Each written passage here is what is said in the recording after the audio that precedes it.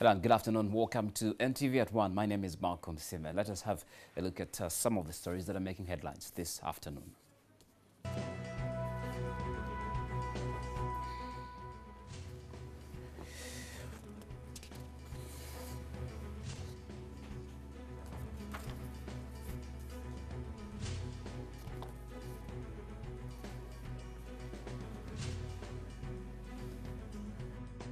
The history of the census.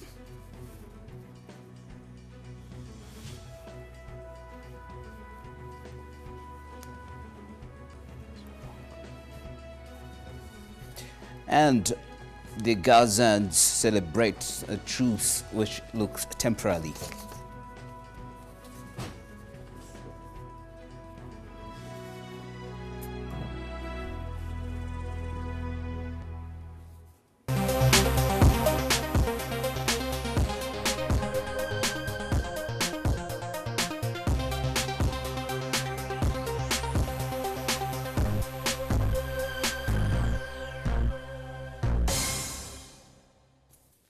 Welcome to Ntv at One. Let's start with the census update. It is a day away to start the census, and the public is being asked to be vigilant and not let people masquerading as enumerators into their homes. The Executive Director of the Uganda Bureau of Statistics, Ben Paul Mungereza, says there will be no enumerating during the night. He stresses that the enumerator must present an appointment letter that is to the people to be counted in other forms of identification in case they are asked to.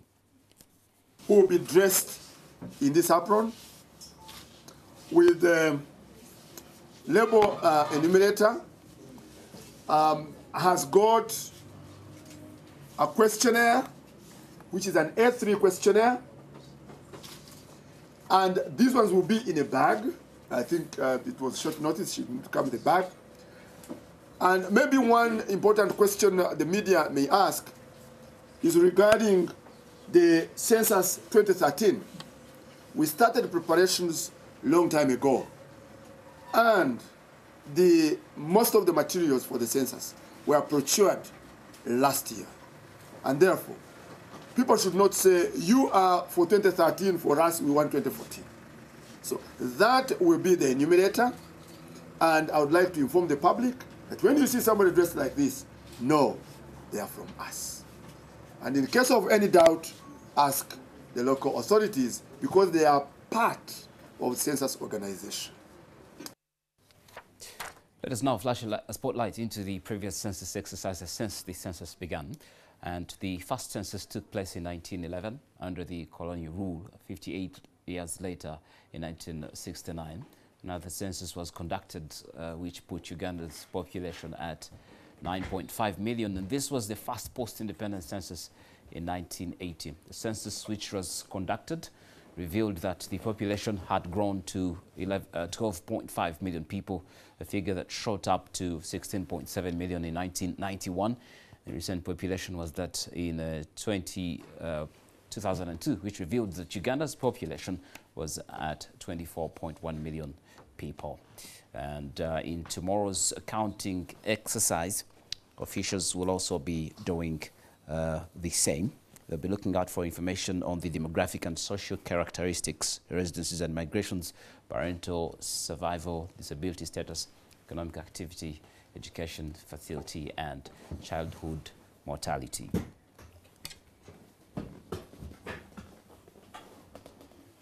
That's just about the census, and in the studio now to take us through what the exercise, how the exercise will be going, and the whole arrangement is the coordinator, Francis Mashate. You're welcome, Francis. Thank you. Great. First, update us on what is happening right now. We know we're just days to go, and we want to know what Ugandans should expect. Well, dear viewers, I must say that we are in the final stage of conducting the census, and as we talk right now, we have completed training at all levels, because the last level of training was for the enumerators and the parish supervisors. These completed yesterday. Today they are familiarizing themselves with the enumeration areas, and tomorrow in the morning they will start the counting of the people. from household to household. What is critical for Uganda, for the people in Uganda to know, is that the night of today, 27th, will be considered as the census reference night. So whoever will have slept on the soil of Uganda on this day, on the night of 27th, will definitely be counted, whether Ugandan or not, because the census is about counting everybody who is in the country. When you say whether Ugandan or not, because we've had stakeholders and officials from Uber saying that this is meant to prepare for Ugandans, and that is the message, prepare for Ugandans in terms of service delivery is concerned, to help government plan well. When you say non-Ugandans, I don't understand. Yeah, when we conduct a census, it is a total count of all people who are in Uganda at a particular time. In this case, the reference night of the 27th. It is not about citizens. It's about everybody who lives in Uganda.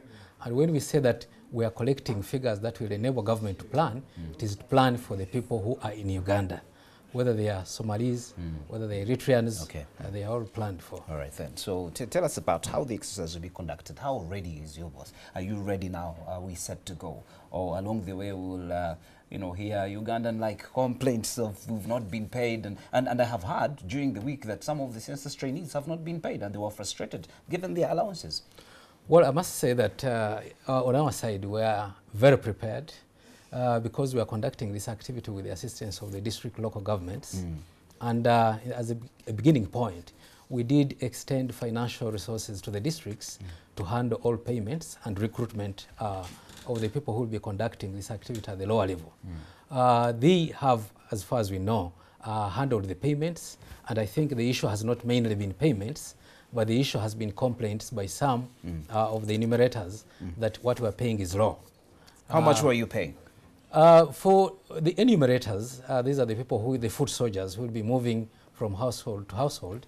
We are paying them in two tranches. The first tranche is the training allowance. During the training of the 10 days, we gave them meals and then paid them, initially it was 5,000, but we eventually stepped it up to 10,000. So they'll be getting 10,000 per day for the 10 days. And as they go for enumeration starting tomorrow, they will be paid 3,000 shillings per day. The basis of this 3,000 is that the enumerators are recruited from the local areas, and so we'll be having meals at their places of residence. The 3,000 is to assist them in getting water and some soda while they conduct the activity.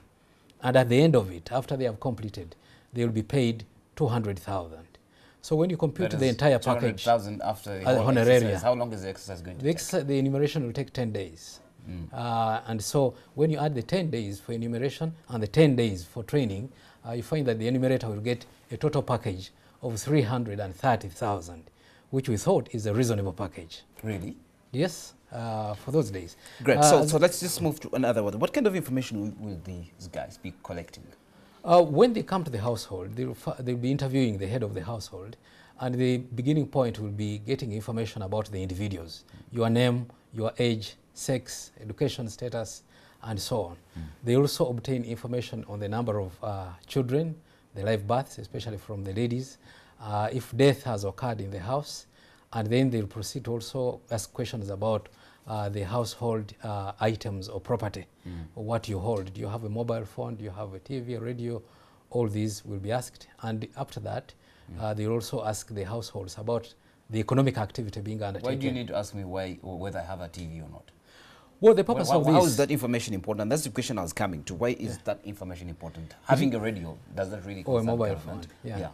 Well, the whole thing is we want to know, in case government wants to pass out information to the people, what is the best channel that can be used to communicate with the people? To tax my property? Not necessarily. That is a different idea altogether. But the purpose is to establish how information can reach the local people on the ground. Is it through radios, TVs, or besides the stakeholders in this whole case? The Uganda Communication Commission is also interested in knowing the level of accessibility to the people. So people should actually call, obey and give that information wholeheartedly. Yeah, we are really requesting that they give this information wholeheartedly and correctly. And politely. So concerns over the accuracy of information that's gathered? Well, I must say that we basically rely on the individuals, and that when they are giving this information, they are giving it very genuinely. And we also work with the local councils who know these people very well, the LC chairman who guide our people. So we believe that they should be able to have confidence in these people and give them the right information. Is there anything important you feel that Ugandans should know, briefly, before we set off to another story? Yeah, what is important is for Ugandans to know that a census is a very big and important activity which is done once in every 10 years. So the moment we do not collect the right information this time round, then we will have defective data for the rest of the 10 years to come. So it is important that they willingly come up to provide the information and provide it correctly. Francis W. Mashate is the census coordinator, that's the National Census Coordinator. Thank you very much, and we hope to get back to you to give us an update on how the exercise is going. Have a good afternoon. Moving on, Parliament hopes to have the extension work on the premises ready by the end of the year. The consultations, Sentong Associates assured the Parliamentary Commission that the deadline will be honoured. The assurance came after a tour by the Speaker of Parliament, Rebecca Kadaga, and a team of commissioners of the site, which will house, among others, the Speaker and Deputy Speaker's offices. The project, worth 11 billion shillings, was supposed to have been completed last month, but because of some adjustments, the contractors asked for an additional 5 months.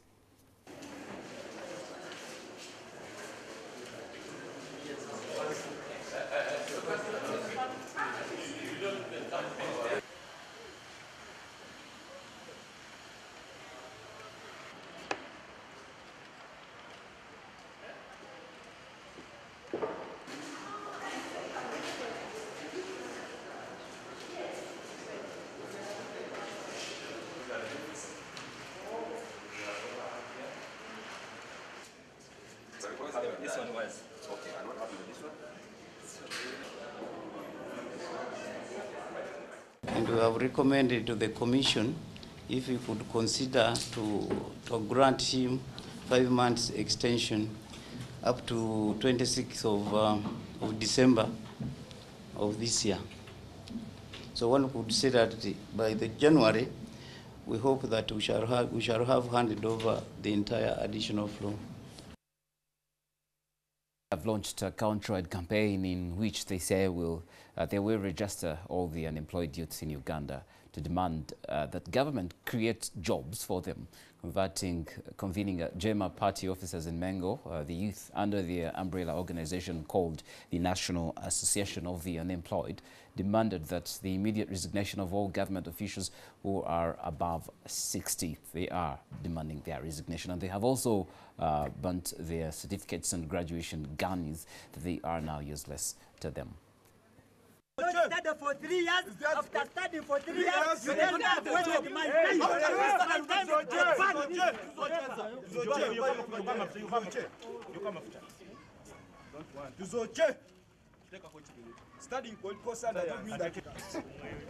Let me ban my degree after 3 years.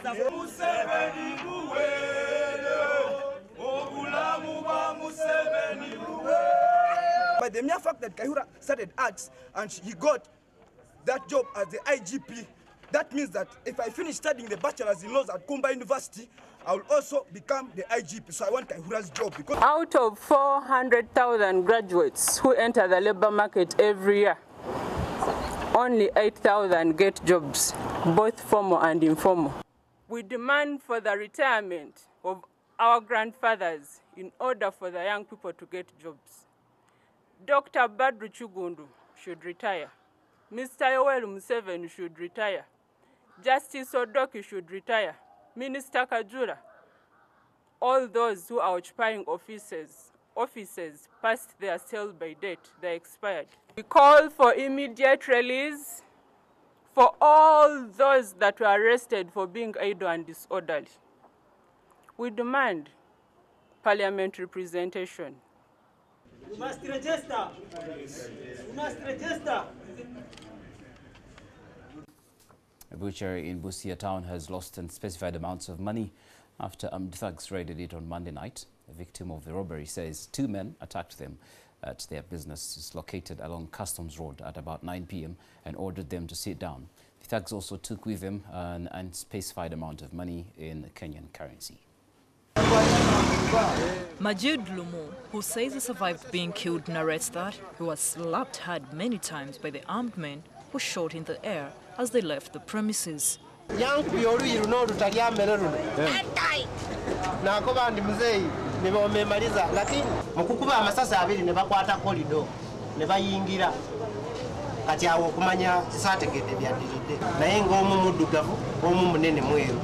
says the thugs took away all the money they had collected in the butchery, as well as some Kenyan currency they had. A resident who witnessed the robbery and was also beaten up by the assailants claims that police took too long to respond.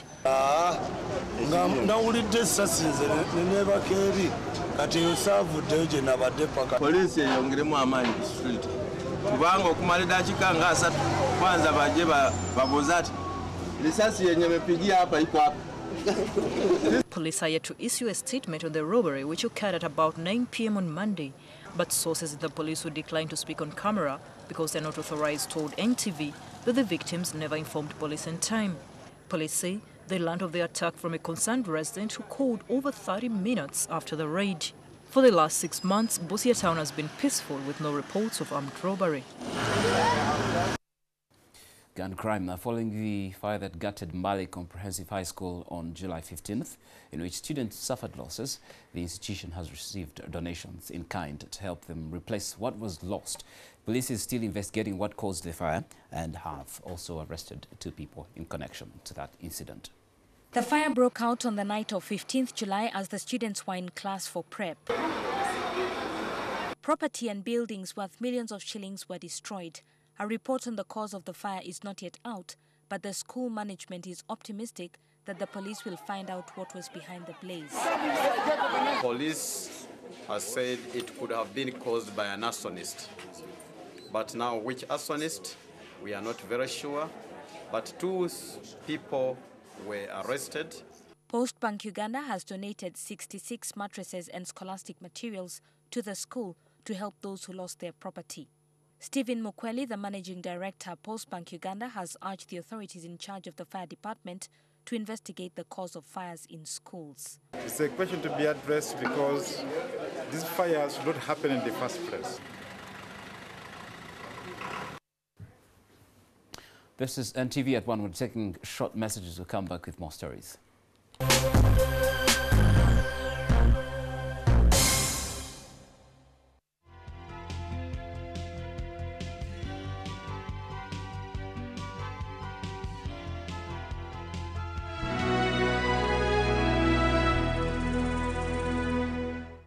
Use White Star Laundry Bar Soap with a lemon fragrance and you'll have a fresh, clean day.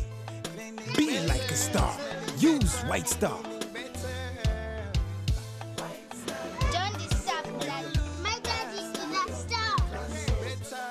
White Star Laundry Bar Soap. All day fresh clean. Stand up to be counted. Brought to you by UBOS. It's your right.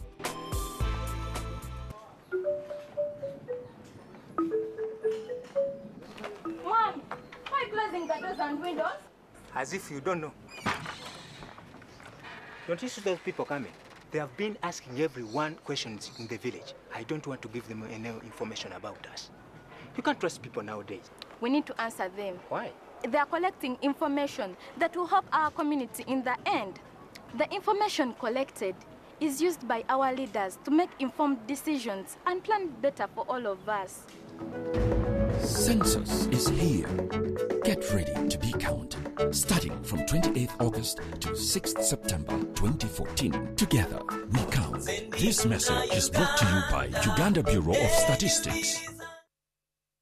New Kamei body lotion. He's always so busy, but no need to worry. I know my way to his heart. New Kamei lotion with oils for moisture, long-lasting moisture that lasts so long, all day long. Your skin glows. I know it glows. Skin so soft. Oh, what a glow! You're the queen of my heart. I'm a Kamei kind of woman. Discover new body care collection from Kamei. On the next episode, brought to you by... At Orange, we know you want to do more on the internet. That's why we bring you happy hour day and night. On the next episode of...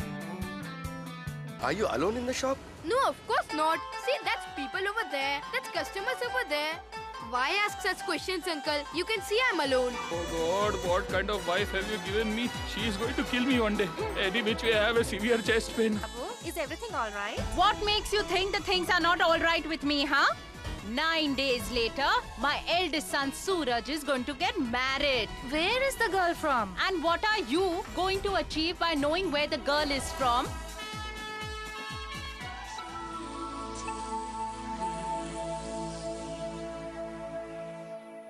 You can download movies at the lowest prices and never fast from Orange. Dial *133# to buy a data bundle. Happy hour changes with Orange. Today changes with Orange.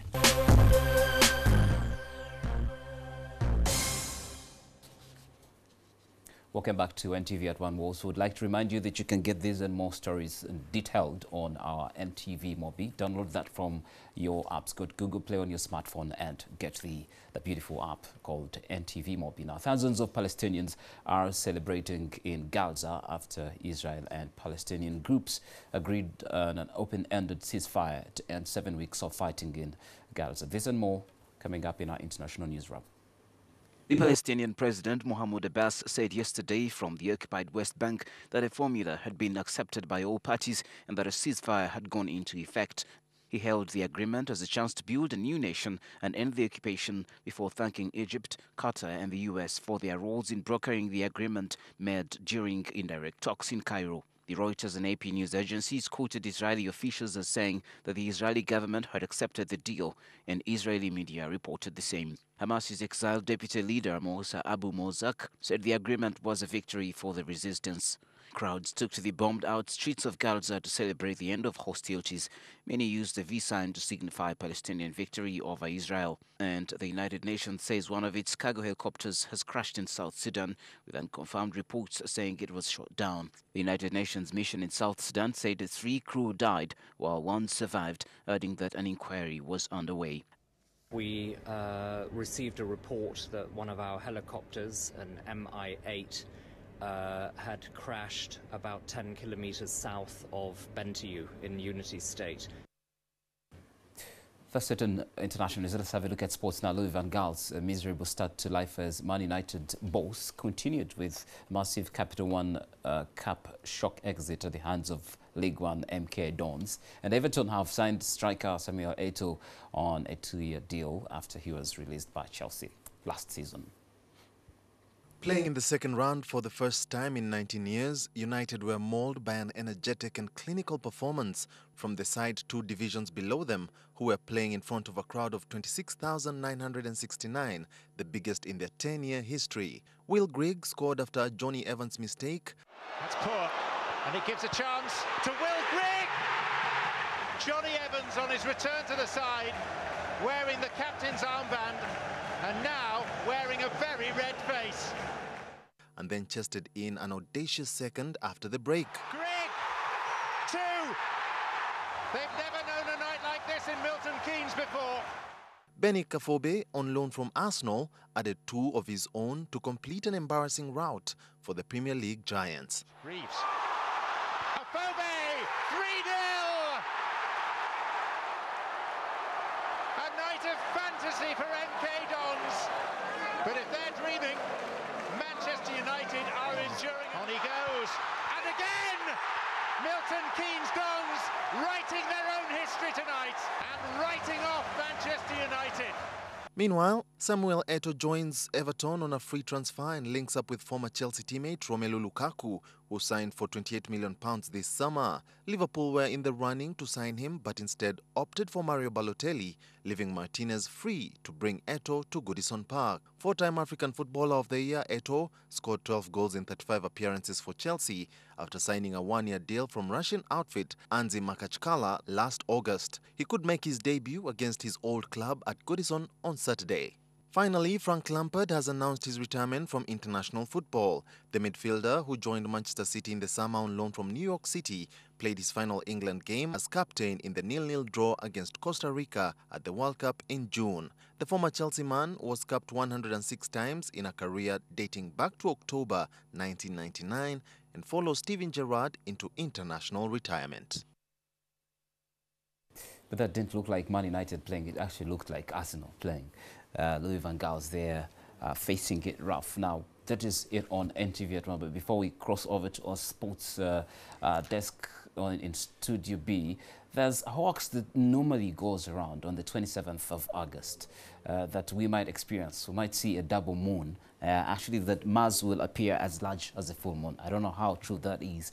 That it's spreading all over and it's trending on Twitter and Facebook. I'm going to go out there and look up in the sky tonight to see whether it is true. You could try it as well. That's it on NTV At One. Let's now move over to Studio B with our sports experts, where they have a surprise guest for you, a kickboxer at that.